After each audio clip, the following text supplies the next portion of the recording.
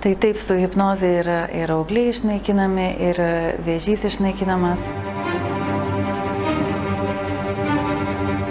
Sveiki, aš esu Otilija Diaz, šiandienos tema yra vėžys. Tikrai žinome, kad daug žmonių ieško kitų naujų alternatyvų, kaip išgydyti vėžį. Vienas iš jų yra hipnozė ir būtent hipnotiniai būsenai yra įmanoma atrasti tos vėžinės ląstelės šaknį. Ir kai žmogus susirga 30-40 metų būdamas, tai nereiškia, kad tuo metu jisai susirgo. Pati ląstelė, vėžinė ląstelė susidaro daug anksčiau.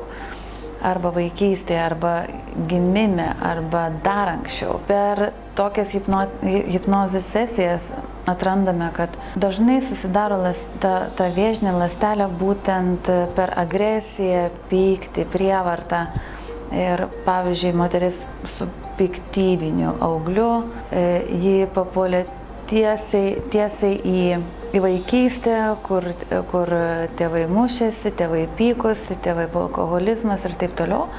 Ir vaikui tai buvo labai skaudu ir labai daug agresijos ir tiesiog tai buvo pradas vėžinės ląstelės susidaryti. Bet yra atvejų, kur aplamai dar anksčiau susidaro.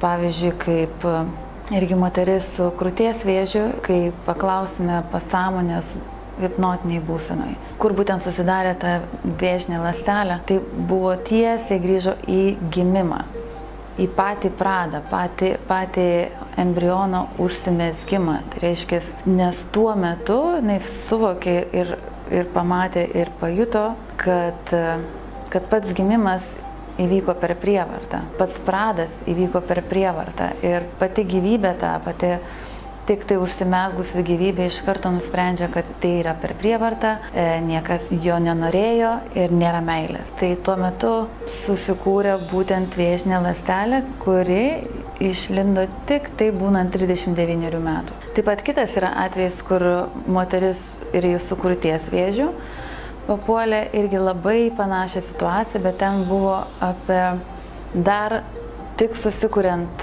gyvybei. Prieš susikuriant, kai spermatozoidai jie bėga labai greitai ir ji jautėsi kovoje, kad turi būti pirma, nes kitaip nebus, numirs ir turėjo skubėti ir buvo kova. Ir per kovą jinai vis dėlto ir gimė, bet tuo metu ir susidarė ta vėžinė ląstelė. Tai yra tiek delikatu ir tikrai su hipnotinė būsena įmanoma tai išmatyti.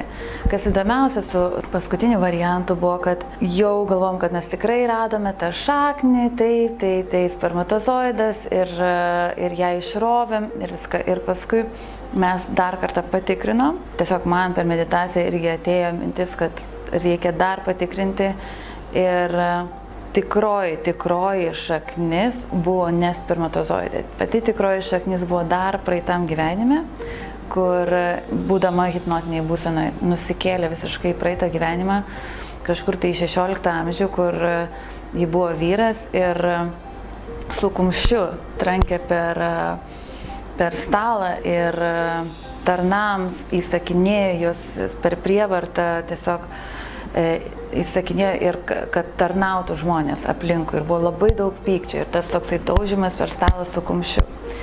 Ir tai jau buvo pati pirmoji šaknis, tai reiškia net praeituose gyvenimuose. Ir kai moteris jau grįžo į čia, iš hipnozės, jinai pati sako, taip nustebino, kad būtent šeimoje jinai taip dažnai tranko per stalą, iš tikrųjų, būtent tą judesį daro ir tas judesys, tas momentas buvo atėjęs visiškai net iš praeito gyvenimo.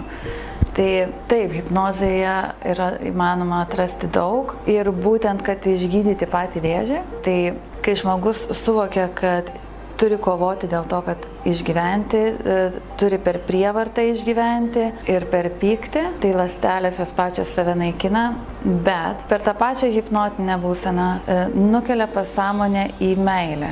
Ir kai mes paklausime, o kas tu esi, iš ko esi sudarytas kaip žmogus, kaip gimei, iš kokios energijos, kas tu esi. Ir kiekvieną kartą, kai paklausim pasąmonės tokio klausimo, jį nukelia į momentą, kai yra didžiausia meilė, grožis ir meilė. Žmogus jaučia, visiškai suvokia, kad jis ir gimė iš meilės.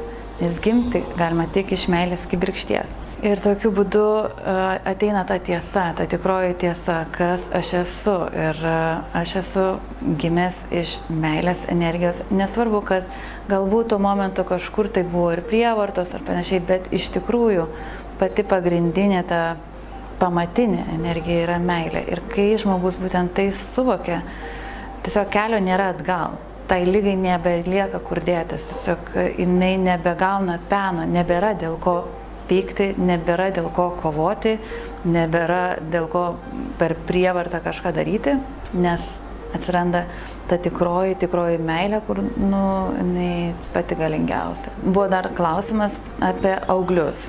Tai būtent su ta moterim, kuri nuėjo net į praeitus gyvenimus, pas ją buvo krūtinėje vėžys ir auglys galvoje.